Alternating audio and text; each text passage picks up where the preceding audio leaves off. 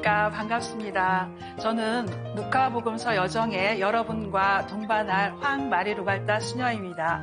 먼저 시작 기도를 바치고 저희가 루카복음서 내용에 들어가기로 하겠습니다.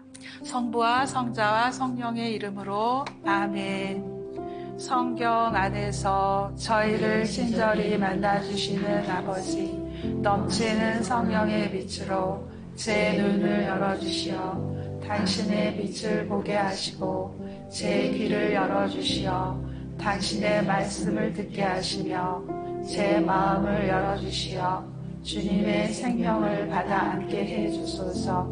그리하여 말씀의 신비가 얼마나 넓고 높고 깊은지 깨달아 알고 인간의 모든 지식을 초월한 그리스도의 사랑에 대한 뜨거운 감동으로 저의 모든 일상생활 가운데 새로운 기쁨과 당신의 능력이 빛나게 해주시며 저의 모든 형제들과 함께 당신의 영광을 찬미하게 해주소서. 우리 주 예수 그리스도를 통하여 비나이다. 아멘. 예, 여러분 모두를 환영합니다. 그러면 입문부터 시작하기로 하겠습니다. 먼저 책의 명칭입니다. 루카복음은 총 24장으로 구성된 상당히 긴 복음서입니다. 이 루카복음서도 다른 복음서들처럼 처음에는 이름 없이 회람되었어요. 이렇게 이름 없이 회람되다가 교회 전승에 따라서 이제 2세기 중반쯤부터 이 루카에 의한이라는 그리스어 이름이 붙으면서 우리는 이 복음서를 루카복음서라고 합니다. 루카복음서는 유다인들과 그리스 로마 문화권에 사는 사람들이 예수님을 잘 인식하고 깊이 사랑하는 것을 배울 수 있도록, 즉 이미 그리스도교 복음을 받았으나 아직 불완전해요. 이렇게 불완전하게 예수님의 이야기를 받은 사람들에게 건전한 그리스도교 신앙의 바탕을 제시해 주기 위해 기원 후 8, 90년경에 저술했습니다. 이런 루카복음서 저술의 구체적인 동기는 복음서의 머릿말에 분명하게 밝히고 있기 때문에 이제 저희는 조금 후에 본문의 머릿말 부분에서 이 저술 동기를 좀 더 구체적으로 살펴보겠습니다. 일반적으로 루카복음서의 저자는 바오로의 선교 여행 때 바오로와 동행한 인물인 루카로 전해집니다. 그러나 루카복음서 저자가 전하는 율법과 복음이라든지 신앙과 사도에 대한 어떤 관점이 바오로가 직접 쓴 서간의 내용과 연관되지 않는다는 그런 점들을 들여서 한편에서는 루카복음의 저자를 바오로의 협조자인 루카가 아니라고 주장하기도 합니다. 그럼에도 불구하고 리옹의 이레네오의 저서에서 나오듯이 사도 바오로의 협조자로 활동한 루카가 복음서를 집필했다는 교회 전승에 따라 아직까지 통상적으로 그를 저자로 부르고 있습니다.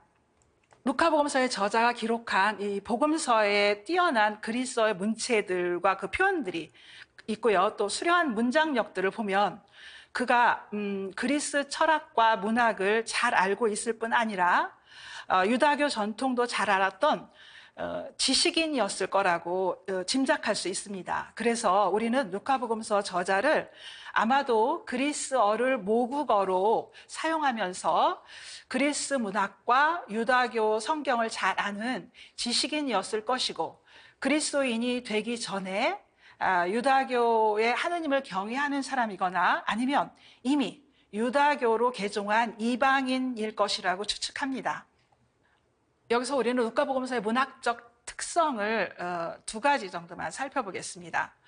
첫 번째로 어느 작품의 서두에 등장하는 그 머릿말은 그리스 로마 세계의 사람들에게는 낯설지 않은 그들의 그 문학 작품에서 자주 발견되는 문학 형식입니다. 복음서 가운데 가장 먼저 기록된 마르코 복음은 여러분이 기억하실 거예요. 1장 1절의 말씀입니다.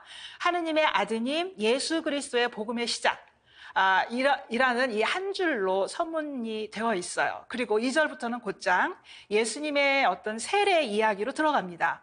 근데 마테오 복음 같은 경우는요, 구약의 모델을 따라서 족보로 시작해요. 1절부터 17절까지.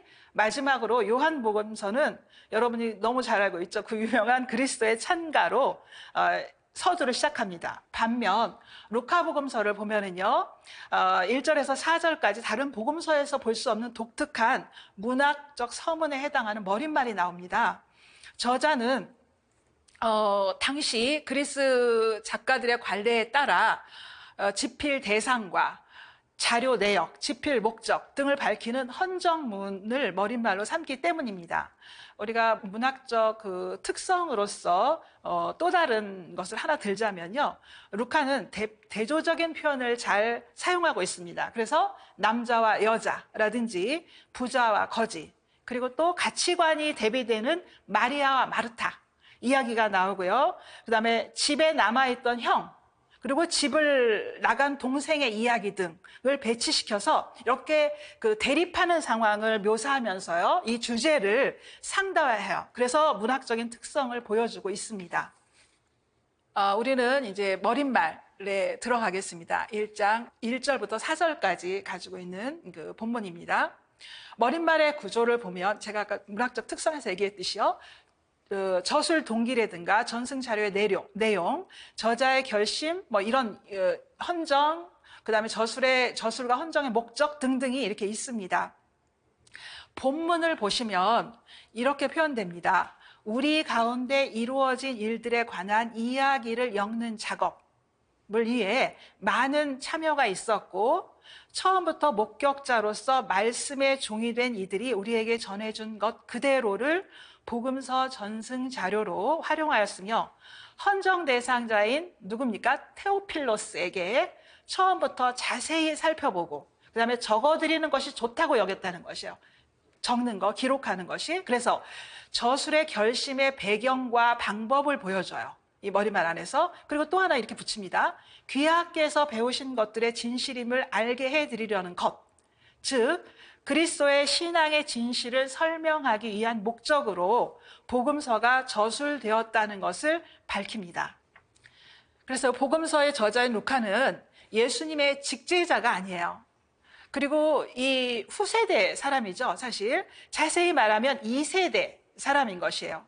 근데 기존의 자료들을 어떻게 했냐면 자세히 검토하는 어떤 역사적 방법에 친숙한 역사가로서 그는 이 자료의 진실성을 헌정하는 그 대상을 테오필로스라고 했죠. 근데 테오필로스뿐 아니라 독자들에게 확인시키려는 것이에요. 그래서 자신이 기록한 저술의 근거를 처음부터 목격자로서, 여기서 표현하기를 말씀의 종이 된 이들의 증언이라고 말합니다. 자신의 복음서가 과거로부터 전해져 온 것과 연결되어 있다고 설명하는 것은 저자가 복음서의 그 저술을 위해서 모은 모든 자료들이 있지 않겠습니까? 이런 자료들을 자기 임의대로 해석하거나 각색하지 않았고 그대로 엮었다고 밝히는 것이에요. 왜 이렇게 밝히겠습니까? 이렇게 밝힘으로써 목격자들이 전해준 예수님의 그 형상뿐 아니라 예수님의 구원 행적을 사실 그대로 엮은 것이라고 강조하려는 것입니다. 우리가 머릿말의 그 내용을 보시면 이렇게 구체적으로 머릿말에 이렇게 썼음에도 불구하고 1절에 우리가 누구인가에 대해서 우리가 생각해 보겠습니다. 많은 시간이 경과됨에 따라서 예수님에 관해서 나름대로 체험과 증거들을 보존하여 전하려는 사람들이 등장했음을 이미 이 머릿말에서 알 수 있음에도 불구하고 1절에 등장하는 우리라는 거, 우리도 우리라는 말을 자주 쓰지 않습니까? 근데 여기서도 우리가 누구인지 확인하기가 어려워요. 여기에서 처음이라고 표현하는 것이 예수님 탄생이라기보다는 예수님의 공생활의 시작 혹은 세례자 요한의 활동의 시작을 말하는 것입니다. 근데 여러분이 2절에 보면 다시 또 처음이라는 단어가 같이 나와요. 그런데 거기서 뉘앙스가 좀 다르게 나옵니다. 그건 조금 이따 설명하겠습니다. 이 세례자 요한의 활동의 시작, 이것을 말하는 것이므로 쉽게 추측할 수 있는 것은요, 예수님의 제자들이 공생활 시작부터, 여기서 처음부터라는 게 공생활 시작부터 예수님에 관한 모든 일의 목격자들이라는 사실입니다. 그들은 뭐 이렇게 나중에 후반이 아니라 처음부터 같이 있었다. 그 목격 증인들이다. 이것을 말하는 것이에요. 처음부터 했던 사람들이 전해주는 것을 지금 이렇게 자료로 하고 있다는 거. 목격자들은요, 증언의 법적 효력을 지닌 이들이에요. 어떤 우리가 말하면은 왜 왕조도 정통성이 중요하잖아요. 그러니까 여기서는 그거를 말하는 거죠. 법적 효력을 지닌 이들이야. 우리가 이 문헌을 봤을 때 누구보다도 예수님께서 하신 일들을 그들은 보고 듣고 하는 가운데 함께 체험한 사람들이에요. 따라서 복음의 산 증인들로서 목격자들이 전해주는 증언의 내용과 권위는 높을 수밖에 없습니다. 복음서의 저술 방향을 이 머릿말에 아주 정확히 표현하고 있는데, 루카는 이 복음서 저술의 특성을 처음부터 모든 일을 자세히 순서대로라는 4가지로 설명합니다. 이 4가지를 염두에 두고 복음서 저술의 방향을 잡았다는 것입니다. 예수님의 공생활을 시작하신 것은 세례자 요한이 활동을 한 이후였지만 하느님의 약속 성취는 사실 그 이전부터죠. 그래서 세례자 요한의 탄생 사건부터 이미 시작되었습니다. 따라서 2절에 나오는 이 부사 처음부터라는 것은 제가 아까 말씀드린 1절에서 언급했던 처음부터, 그러니까 공생활의 시작, 세례자 요한의 활동의 시작, 이런 것부터가 아니라 그 이전을 말해요. 이 처음에는. 그 뉘앙스가 다른 걸 아시겠죠? 그래서 예수님의 삶의 시작, 즉 선구자인 세례자 요한의 탄생에서부터라는 시간적인 시작을 의미합니다.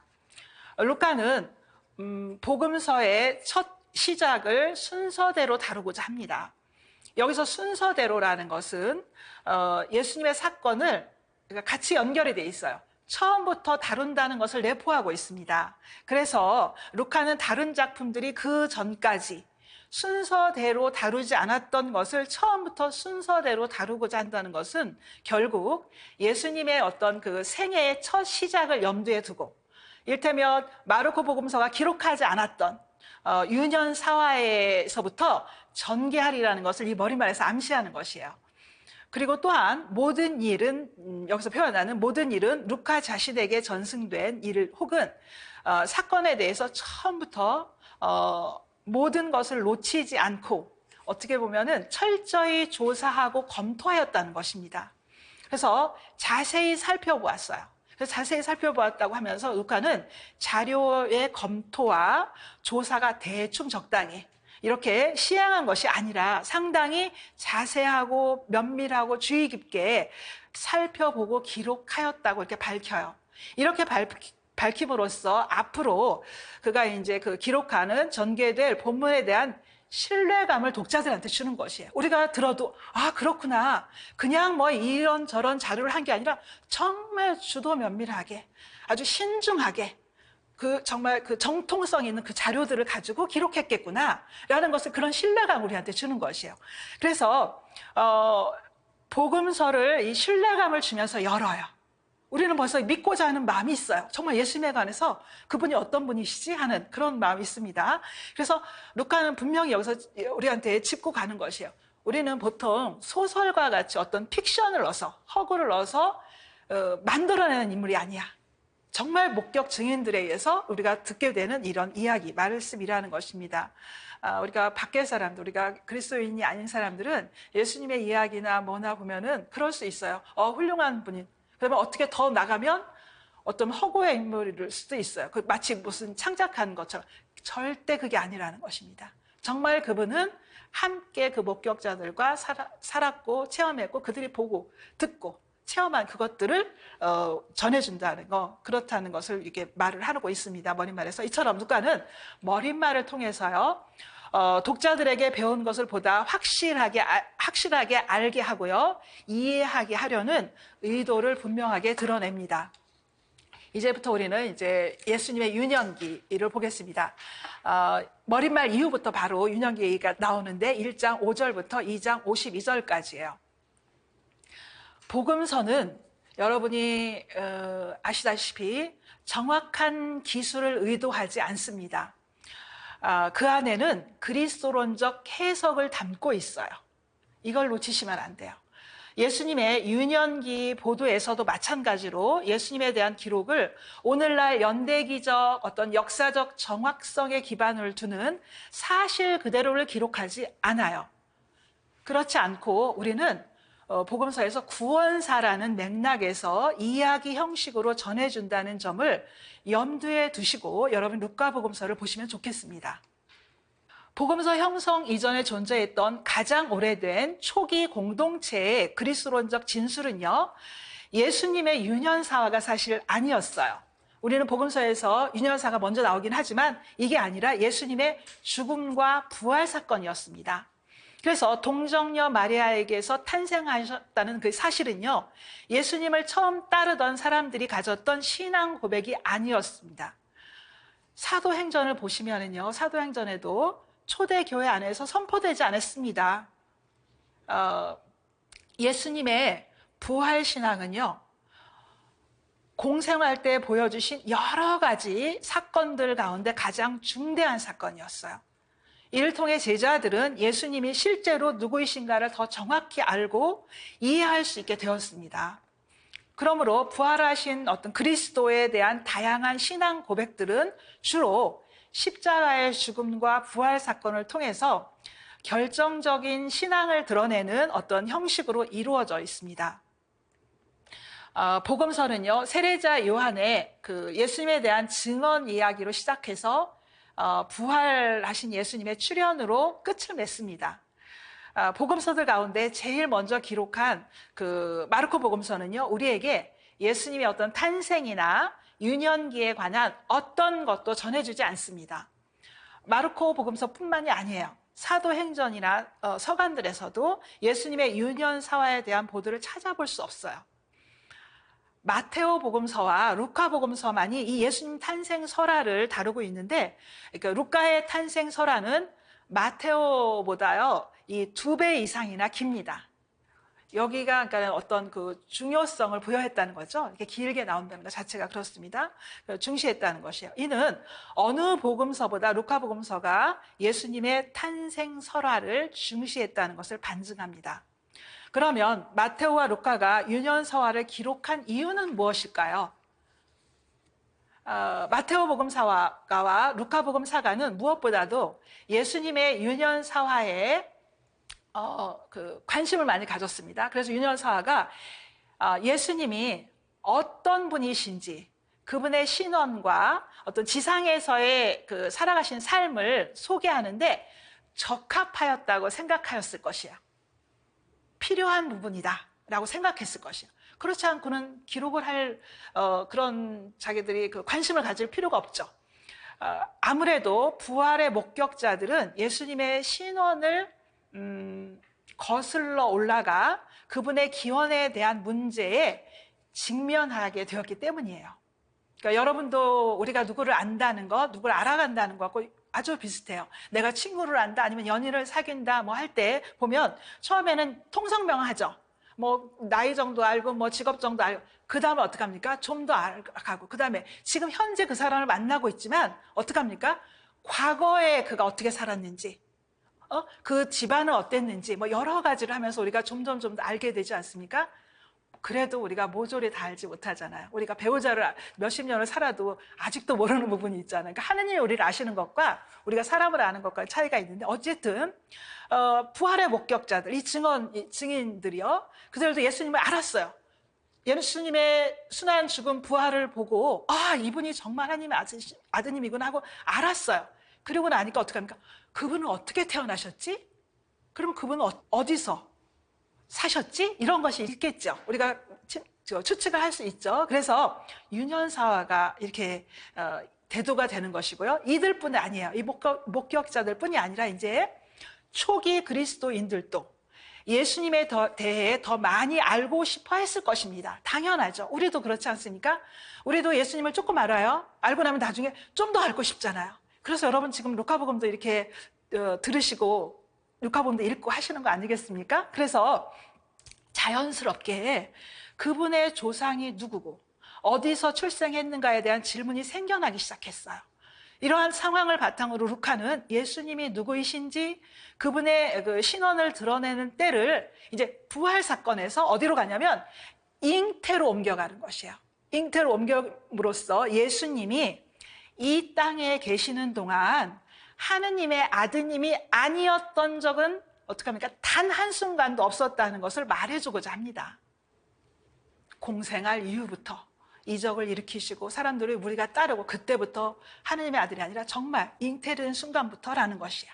그래서 예수님의 유년사화는 예수님이 거룩하신 분이며 단순히 다윗의 자손만이 아니라 하느님의 아드님이라는 것을 강조함으로써 예수님은 참 하느님이시며 참 인간이시라는 것을 드러냅니다.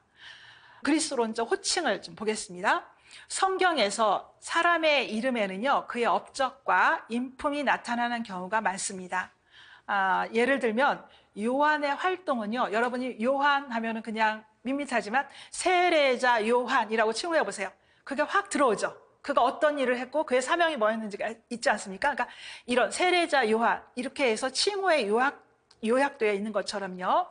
예수님의 예를 들면 12제자 중에 그 하나인 시몬의 신분이나 성격은 그의 칭호였던, 여러분 기억하십니까? 열혈당원 시몬이라는 데 요약되어 있습니다. 열혈당원 시몬 하면 딱 그것도 이렇게 들어오는 게 있죠. 우리가 그 성격을 내포하고 있는 게 있습니다. 신약 성경 전체에서 초대 그리스도교 공동체가 예수님에게 적용한 호칭은 예수라는 그 이름만이 아니에요. 매우 폭넓게 나타나요. 그래서 복음서들은 예수님의 생애, 업적, 인격을 마주하면서 그분에 대한 신앙을 특별한 호칭을 통해서 진술하고 있는데, 이러한 호칭들은 예수님의 정체와 관련되어 있어요. 동떨어져 있는 게 아닌 것입니다. 그래서 예수님을 부른 몇 가지 호칭들을 살펴보면 먼저 예수라는 이름입니다. 예수라는 이름이에요. 구세주이신 분을 예수라는 아주 평범한 칭호를 사용해서 부르도록 한 것은 예수님의 겸손하시고 인간적인 면을 보여줍니다. 또한 예수라는 이름은요, 다른 이름들과 구별되는 고유함이 있어요. 평범하지만 또 고유함이 있어요. 이게 이제 이 병행 본문인 마태복음 1장 21절을 보시면 이 이름에 내재한 그분의 고유성을 알려줍니다. 어떻게 표현하냐면 그분께서 당신 백성을 죄에서 구원하실 것이다, 이렇게 표현해요. 그래서 예수라는 이름은요, 믿는 모든 사람을 죄에서 구원하시는 분, 구원자이시라는 그분의 신원을 그대로 반영합니다. 또 다른 호칭은 1장 우리가 35절에 사용된 거룩하신 분이에요. 이 호칭은 하느님과 특별하게 관련되어 있다는 것을 뜻합니다. 그래서 예수님은 태중에서부터 하느님의 영, 이 성령에 의해서 잉태되었기 때문에 거룩하신 분으로 불립니다. 근데 하느님만이 거룩하시지만 그분이 그 거룩함은요, 또한 그분께 속해 있거나 그분께 봉헌된 이들에게도 부여되기도 합니다. 그래서 예수님은 그리스도이시며 하느님의 아드님이시기 때문에, 여러분 너무 익숙하죠? 이건 마르코복음 1장 1절에 나오는 고백이에요. 이렇기 때문에 하느님과 특별한 관계를 갖는 예수님은 하느님의 거룩하신 분 그 자체예요. 이 호칭은요, 거룩하신 분이라는 이 호칭은 예수라는 그 호칭과 좀 달라요. 이 예수님은 하느님과 같은 거룩함을 지닌 존재이시며 하느님의 어떤 신성을 지닌 분으로 인정하고 고백하는 그런 호칭이라고 할 수 있겠습니다. 세 번째는요, 하느님의 아드님 이라는 말은, 이 어원은 본래 고대 근동 지방의 관습에 뿌리를 둡니다. 이집트에서도 그렇고 바빌론에서도 임금은 흔히 신의 아들이라는 칭호로 불렸습니다. 당시 사람들은 이제 왕좌에 오르면 즉위식을 해야 되지 않습니까? 이런 즉위식을 신의 아들로 탄생하는 것으로 여겼어요, 그들은요. 그러나 이러한 개념은 이스라엘에서는 이것을 그대로 흡수하지 않아요. 이스라엘에서는요, 미래 임금에 대한 어떤 믿음과 희망으로 바뀌었어요. 그리스도교 안에서는 이 믿음과 희망은 예수님의 부활 사건을 통해서 이루어진 것으로, 성취된 것으로 봅니다. 이 믿음은요, 그리스도를 따르는 이들에게 오직 예수님만이 하느님의 아드님이라고 고백하게 합니다. 예수님의 부활은요, 지금 그분이 하느님의 아드님이요 또 그리스도로 확인된 사건으로 이해되었기 때문에 이 칭호는 초대교회 그리스도론적 고백과 연결됩니다. 그래서 하느님의 아드님이라는 호칭, 이것은요, 예수님의 잉태 순간부터 부여돼요. 여러분 기억하시겠죠? 잉태할 때 가브리엘 전사가 인사한 말에서도 이는 성령을 통한 마리아의 잉태가 예수님을 단순히 다윗의 자손만이 아니라 하느님의 아드님이라고 말하는 것입니다 루카는 복음서 1, 2장을 예수님의 기원 이야기로 전환시키는데 여기에 나오는 유년사화는 루카복음 전체에 대한 숙고를 거쳐서 구성되었습니다. 따라서 뒤이어 나올 이야기에 반복적으로 드러나는 예수님이 누구이시지? 그분이 누구이신지 그분의 참된 신원을 이렇게 미리 알려요. 알리면서 복음서 전체에 대한 일종의 전주곡과 같은 기능을 하는 것이에요. 그 유년사와 이야기들이요. 예를 들면 여러분이 그래서 이건 중요해요. 특히나 루카는 여기 중점을 많이 두고 있는데요. 여러분이 영화를 보거나 하면은 처음 그런 말들을 해요. 처음 5분을 놓치면은요, 전체를 이해하는 게 너무 어려워. 왜냐하면 처음 5분이 왜 중요하냐면 앞으로 전개될 이야기의 암시나 어떤 실마리 이런 것들을 담고 있어요. 근데 그것을 놓쳐버리면 뒤에서 전개되는 것들이 그랬구나. 그래서 이렇게 처음에 이런 것들을 숨겼구나. 이런 것을 알 수가 없어요.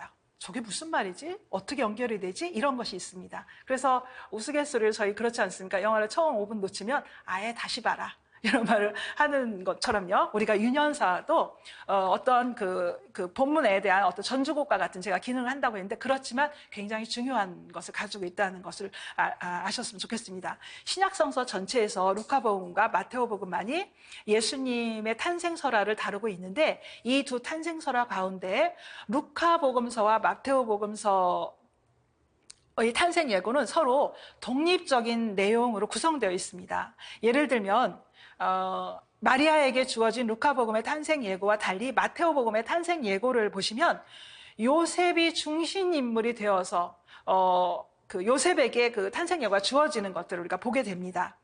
마테오복음은요, 마리아가 성령으로 잉태된 이야기와 그 상황에 대한 요셉의 반응을 전해주고 있어요.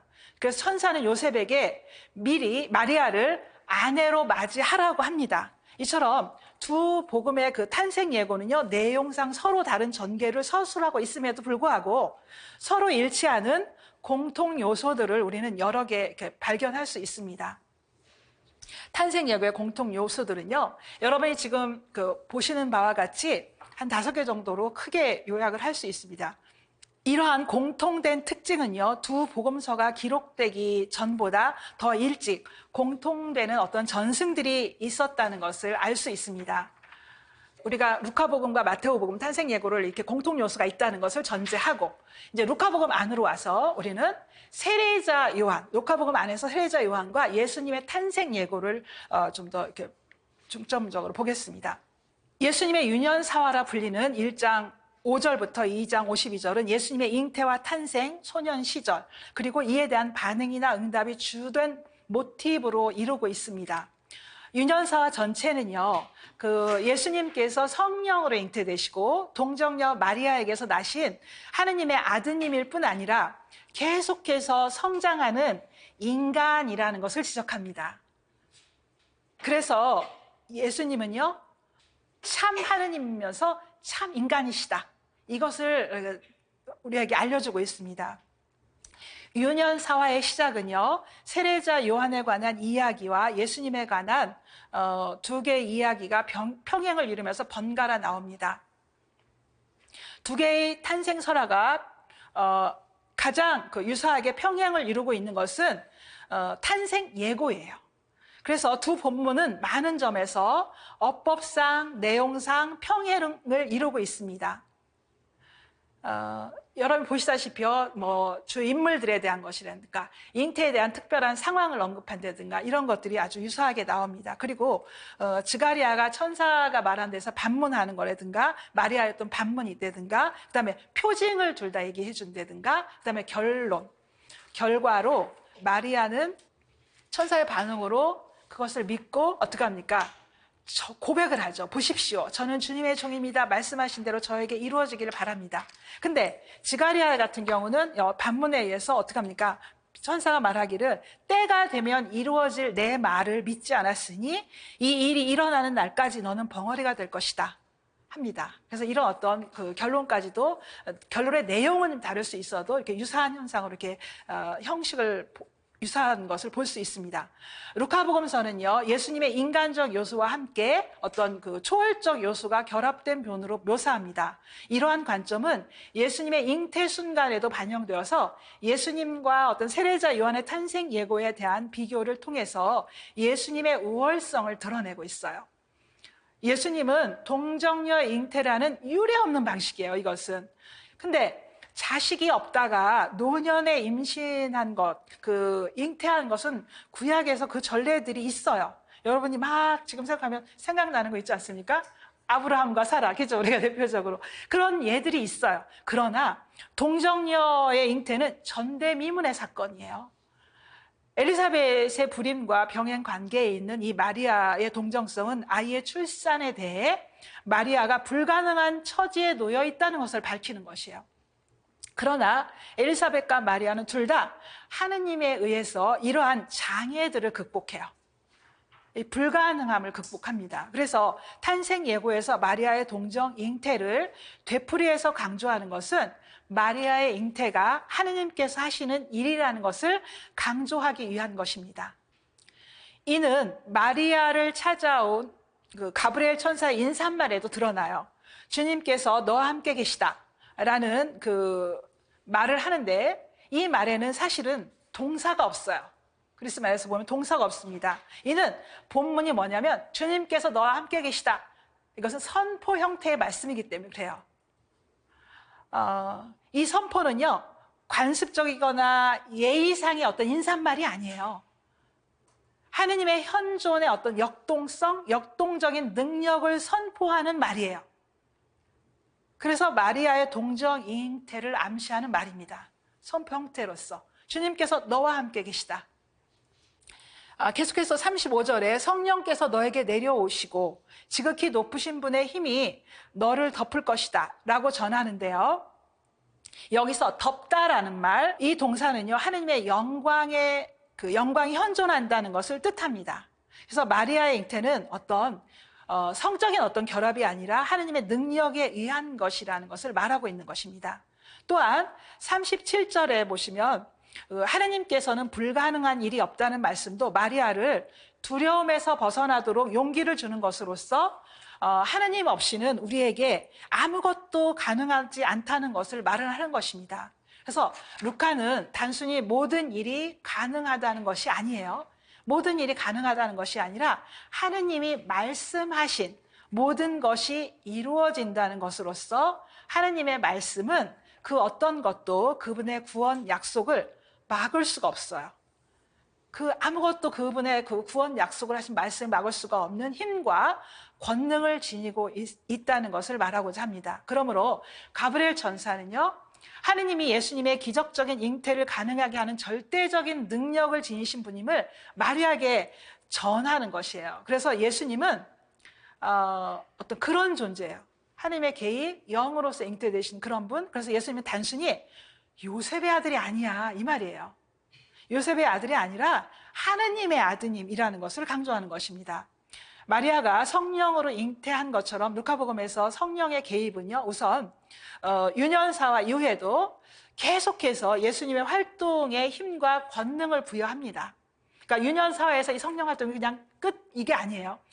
예수님의 세례 받으실 때 마찬가지고요. 성령이 비둘기 모습으로 내려오시어 성령을 완전하게 무장하게 됩니다. 3장에 나오는 말씀이죠. 영의 인도를 받아서 예수님은 또 어떻게 합니까? 광야에 40일을 지나게 돼 있어요. 그리고 악마의 유혹도 받으십니다. 그래서 예수님은 잉태에서부터 그 이후까지도 성령의 활동을 계속해서 이루어지게 된다는 것을 알 수 있습니다. 예수님과 세례자 요한의 그 탄생 예고뿐 아니라 루카의 그 유년사와 전체는요, 점차 우리는 기억해 둘 것은요, 요한에게 포커스가 맞춰져 있지 않아요. 거기에 맞춰져 있지 않고 요한에게서 어디로 갑니까?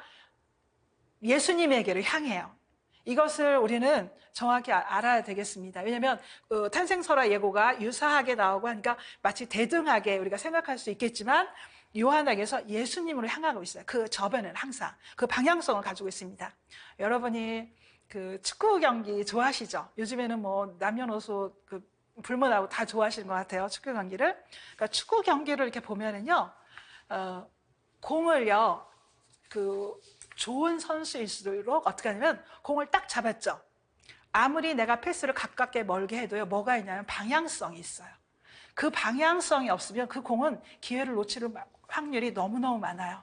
근데 그 방향성을 잘 알고 패스를 해주면 좋은 선수예요. 그래서 그게 방향성이 잘 잡혀지고 그게 계속해서 패스로 연결이 될 때 어떻게 합니까? 골문을 두드릴 수 있는 것이에요. 근데 우리가 유년사화를 얘기가 막 중첩되는 것 같고 왜 이게 하는 거고 유사한 것 같고 해도 그 방향성은 제가 말씀드리고 싶은 것은 요한에게서 탄생 예고도 요한이 먼저 나오게 되지 않습니까? 요한에게서 예수님에게로 향한다는 것입니다. 예, 이러한 관점은요, 공생활에서도 마찬가지로 적용합니다. 세례자 요한은 예수님에 앞서 파견된 그 선교자예요. 선교자로서 하느님의 약속이 곧 성취될 것이라고 선포하는 반면에 예수님은 하느님의 약속을 성취하시는 분이에요.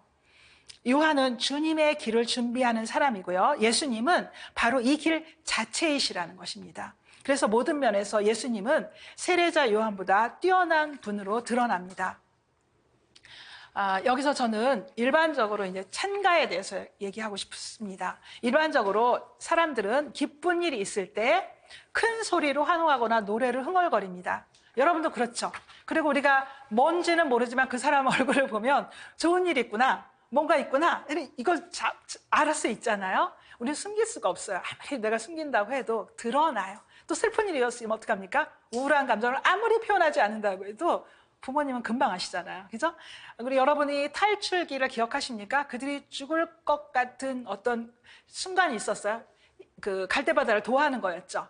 그 도하에서 갔어요. 정말 이건 죽었구나 했어요. 넘어갔어요. 그 다음 어떡합니까? 그들이 하나님의 체험을 강하게 하고 나니까 너무 기쁜 거예요. 그러니까 어떡합니까? 누가 노래하라고 해서가 아니에요. 이후에 모세의 노래, 미리암의 노래 하는 것처럼 크게 정말 그 구원에 대한 기쁨, 감사, 찬양, 이것을 노래로 표현하는 것입니다. 루카복음에서도요, 가슴이 벅찬 일 앞에서 다양한 찬가가 등장해요. 이렇게 찬가가 등장하는데 이 노래들은 뜬금없이 나오는 게 아니에요. 예수님의 그 유년사화에 집중되어 있습니다. 우선 마리아와 엘리사벳의 만남을 통해 마리아는 가난한 사람들의 열망을 나타내는 찬가를 부릅니다. 이 밖에도 지가리아와 엘리사벳, 또 시메온과 한나라는 어떤 인물들이 나오는데 이 인물들은 하나같이 세례자 요한과 어떤 예수님의 탄생으로 시작되는 어떤 새로운 시대를 알아보고 맞아들인 어떤 찬미의 목소리를 냅니다. 첫 번째로 마리아의 노래, 우리가 마니피캇이라고 말하는 마리아의 노래를 보겠습니다. 루카복음에서 예수님의 탄생에 앞서 세 가지 방문 이야기가 나오는데요. 주님의 천사가 지가리아를 방문하는 거 나오죠. 그 다음에 가브리엘 천사의 그 마리아 방문이 나옵니다. 그리고 마리아가 누구를 방문합니까? 엘리사벳을 방문하는 이야기입니다. 이 방문들은 루카복음에 등장하는 찬가와 밀접히 관련되어 있습니다. 그래서 마리아가 엘리사벳을 방문하는 장면은 탄생 예고의 마치 그 에필로그와 같은 것이에요. 요즘에는 여러분이 영화나 드라마나 뭐 이런 것들에서 에필로그를 많이 하죠. 그죠? 그것을 근데 놓치지 말아야죠. 그것에서도 많은 암시들이 있어요. 풀어나가는 어떤 키워드들이 있습니다. 마치 그 탄생 예고의 에필로그와 같은 것이라는 것입니다. 이 방문은 예수님의 탄생 예고의 성취이자 마리아에게 주어진 탄생 예고를 증명하는 것이에요. 왜냐하면 루카복음 1장 24절에서 25절의 본문을 보시면 이렇게 말합니다. 그 뒤에 그의 아내 엘리사벳이 잉태하였다. 엘리사벳은 5달 동안 숨어 지내며 이렇게 말하였다. 내가 사람들 사이에서 겪어야 했던 치욕을 없애주시려고 주님께서 굽어보시어 나에게 이 일을 해주셨구나. 라는 말씀은 세례자 요한의 탄생 예고의 성취로 지카리아에게 주어진 징조를 증명하는 것과 똑같습니다. 근데 마리아에게 어떻게 합니까? 표징으로 주어진 게 바로 엘리사벳의 임신이었어요. 근데 마리아는 어떻게 합니까? 그걸 천사가 지금 주님의 천사가 말했기 때문에 어떻게 합니까? 믿어요. 믿으면서도 어떻게 해요?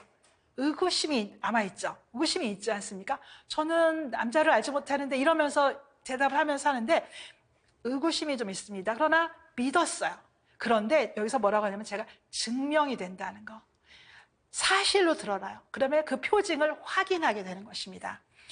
두 이야기가 평행을 이룸에도 불구하고 엘리사벳이 마리아를요, 예수님의 어머니로 칭송하는 것에서 예수님이 아까 제가 강조하였던 세례자 요한보다 우월한 분이시라는 것을 여기서도 또 한 번 확인합니다.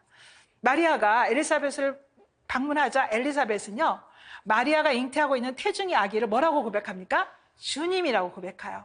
주님으로, 그리고 마리아를 주님의 어머니로 알아봐요. 알아본다는 거 중요합니다. 알아보고 찬양합니다. 이러한 엘리사벳의 찬양과 하느님께서 베풀어 주신 호의에 대해 마리아는 찬가로 응답하는데, 이 노래에서 하느님의 구원 사업에 동참하는 것을 받아들인 마리아는요, 나의 구원자 하느님 안에서 기뻐 뛴다고 고백해요. 기쁨으로 충만한 마리아의 노래는 찬양의 이유가 확연하게 드러나는 찬미가입니다. 그래서 마리아가 하느님을 영혼과 마음으로 찬양하고 기뻐할 수 있는 이유를 두 가지 정도를 우리가 이 마리아의 노래에서 볼 수 있는데요. 첫째 이유는 자신의 그 비천한 상황, 형편이 좋지 못하는 상황, 또 불가능한 상황에서 성령으로 자신에게 아이를 잉태하게 하신 것입니다. 하느님이시잖아요. 성령이시잖아요. 그리고 비천한 여종을 돌아보시고요, 지금뿐이 아니야. 그러니까는 이 알아본다는 게 아까 엘리사벳도 그렇지만요, 성령의 이끄심에 따라 사는 사람들의 공통점이에요. 잘 인식해요. 잘 알아봐요. 마리아는요, 지금 현재 이것만의 상태가 아니라 뭘까지도 알게 되냐면, 모든 세대가 마리아를 행복하다고 할 것이기 때문에 찬미하는, 기뻐할 수밖에 없는 첫째 이유입니다. 두 번째 이유는요, 마리아가 하느님께서 마리아에게 큰 일을 하셨기 때문입니다. 이는 구체적으로 하느님은 교만한 자들을 흩으셨어요. 마리아 노래를 보면요, 51절에 통치자들을 왕자에서 끌어내리시고요, 비천한 이들을 들어 높이시는 분이세요. 그리고 굶주린 이들을 좋은 것으로 배불리실 수 있는 분이시며, 그리고 당신 종 이스라엘에게 자비를 베푸시는 분이셔요. 그래서 마리아의 노래에서는 하느님께서 하신 일, 다른 게 아니에요. 누구누가 나한테 잘해줬기 때문에, 뭐뭐 하기 때문에 내가 기뻐서 지금 노래하는 게 아니에요. 정확해요. 마리아의 노래에서 기쁨, 환호할 수밖에 없는 것은요, 하느님께서 하신 일 때문에, 그 일로 인해 하느님께 감사하는 내용입니다. 여기서 지시하는 하느님의 특별한 구원 행동은요, 이 찬가의 절정을 이루어요. 그것은 바로 이스라엘 역사 속에 내려온 구원 약속이 성취되는 예수 그리스도의 오심을 말하는 것입니다. 마리아가 이 마니피칸, 마리아의 노래를 통해서 제시하는 하느님의 능하신 일들, 이것은 이스라엘의 구원이 이제 자신에게 잉태된, 자신이 잉태한 그 예수님을 통해 성취되었다는 그런 선언입니다. 두 번째는 스가랴 노래는요, 스가랴가 이제 우리가 환호하면서 또 부른 노래인데, 스가랴는 당시 이스라엘 신앙을 대표하는 사제 계열에 속한 사람이었습니다. 자신이 맡은 순서에 따라 성전에서 하느님을 섬기는 사제였습니다. 그러한 그가 하느님의 천사가 전하는 말씀에 대해 믿지 못하고 마음속으로 의심을 함으로써 주님의 천사 말대로 그는 벙어리가 되었고, 결국 천사가 예고한 대로 때가 되어서야 스가랴는 혀가 풀리는 그런 놀라운 하나님에 대한 찬가를 예언하게 되었습니다. 그래서 혀가 풀리면서 스가랴가 노래를 하게 되는 것이에요. 그래서 성령으로 가득 찬 스가랴는 찬가 도입부에서 그를 하느님의 어떤 구원 계획에 대한 대변인으로 노래하게 주도하신 분이 성령이시라는 것을 강조해요. 자기가 깨달아서 내가 지금 알아서 내가 하는 게 아니라 성령께서 이렇게 해주신다는 것을 분명히 말을 합니다. 그에게 임한 성령은요, 스가랴로 하여금 기적적인 아이의 존재와 더불어서 또 오실 메시아에 대한 그 인식을 하도록 만들었어요. 이 모든 자비를 베푸시는 분이 하느님이시라는 것을 찬양하도록 합니다. 그래서 그게 찬양의 노래예요. 스가랴의 노래의 첫 번째 단락은요, 하느님에 대한 찬송으로 시작됩니다. 그렇기 때문에. 그리고 두 번째 단락에서는요, 종말에 하느님께서 내리시는 하느님의 자비를 사람들도 이렇게 체험함으로써 종말을 예비하는 역할을 요한에게 돌리고 있습니다. 이 노래에서 스가랴가 그의 아들 요한의 앞날과 그가 할 일들에 대해서 예언하고 있지만, 이것은 지극히 높으신 분의 예언자라고 불리는 요한에 대한 찬사가 아니에요. 여기도 분명히 방향이 어디로 가 있냐면 지극히 높으신 분의 아드님에 대한 찬양입니다. 그래서 기적적으로 태어난 이 아기가 지극히 높으신 분의 예언자라고 불릴 것인데, 그가 하는 일은 주님의 선구자로서 주님의 앞서 백성들에게 어떤 죄의 용서로 말미암은 구원을 알게 하는 것이라고 강조합니다. 세 번째는요, 천사들의 찬미를 보겠습니다. 평화를 선포하는 천사들의 무리를 우리는 천사들을 하늘의 군대라고 부르기도 하는데, 루카복음 2장 14절에 나와요. 천사들은 하나님의 영광과 지상의 평화를 선포합니다. 여기에서 천사들이 찬미하는 중심 주제는 예수님이고, 청중은 목자들이며 그 물리적 배경은 양떼를 지키는 어떤 목자들이 머무는 들판입니다. 목자라는 당시 유다 사회에서 사회적 계층이 낮은 사람들과 대비되는 천사라는 어떤 인간 이상의 높은 계층이 등장합니다. 이렇게 극명히 대비되는 두 계층은 예수님의 탄생이라는 중심 주제로 이렇게 연결되었고요. 천사들의 노래에 대한 이러한 주변 배경을 감안한다면 우리가 천사들이 말한 지극히 높은 곳에서는 하느님께 영광, 땅에서는 그분 마음에 드는 사람들에게 평화라는 아주 짧은 노래이지만, 이 노래 속에는 사회적으로 약한 자들, 소외된 자들, 그리고 억눌린 자들을 위한 누가의 신학적 관심이 집중되어 있습니다. 그래서 천사들의 노래는 근본적으로 약자들을 선택하신 하느님의 어떤 자비하심을 담고 있고요. 예수님의 탄생을 통해 그 기쁨이 하느님께 영광이 되는 것이며, 그 복음을 믿는 순박한 사람들에게는 평화가 된다는 것입니다.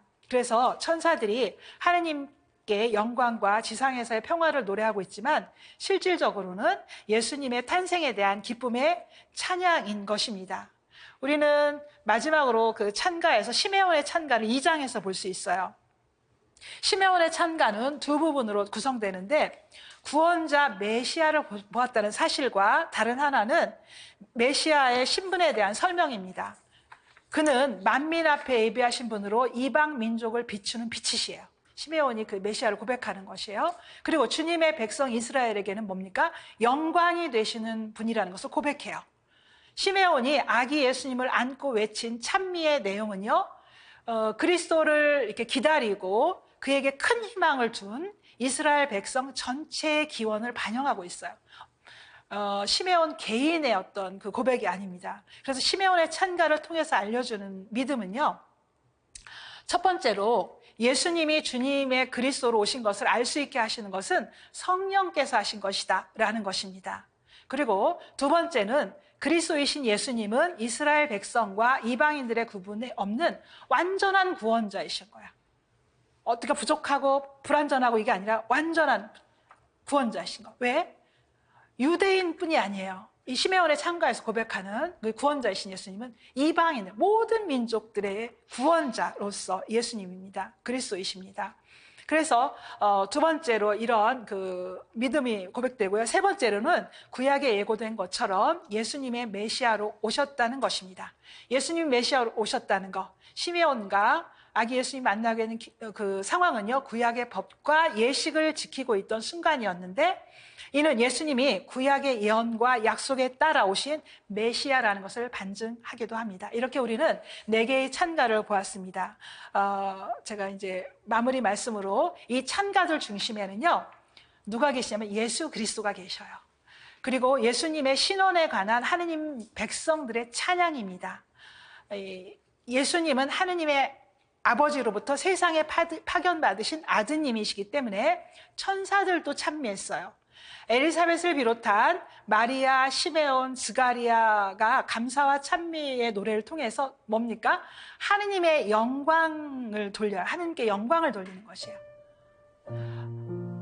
하느님 나라를 열망하는 주님의 가난한 사람들은요, 찬미를 통해 하느님의 아드님이신 유일한 구원자가 가져올 구원의 빛을 기다립니다. 이 빛을 기다리면서 현실의 어려움 속에서도 희망 속에 살아간다는 것을 보여주면서 이 찬미의 노래를 부르는 것입니다. 이상으로 루카복음 첫 시간을 마치고 마침 기도 드리겠습니다. 성부와 성자와 성령의 이름으로 아멘. 하느님 아버지, 구원자이신 예수 그리스도를 보내신 자비에 감사드리며 청하오니 저희가 올리는 크고 작은 모든 찬미가 주님께 영광이 될 수 있도록 항상 저희를 주님의 길로 이끌어 주십시오. 우리 주 예수 그리스도를 통하여 비나이다. 영원한 도움의 성모님, 저희를 위하여 빌어주소서. 성요셉, 저희를 위하여 빌어주소서. 한국의 모든 순교자, 저희를 위하여 빌어주소서. 성부와 성자와 성령의 이름으로 아멘. 수고하셨습니다.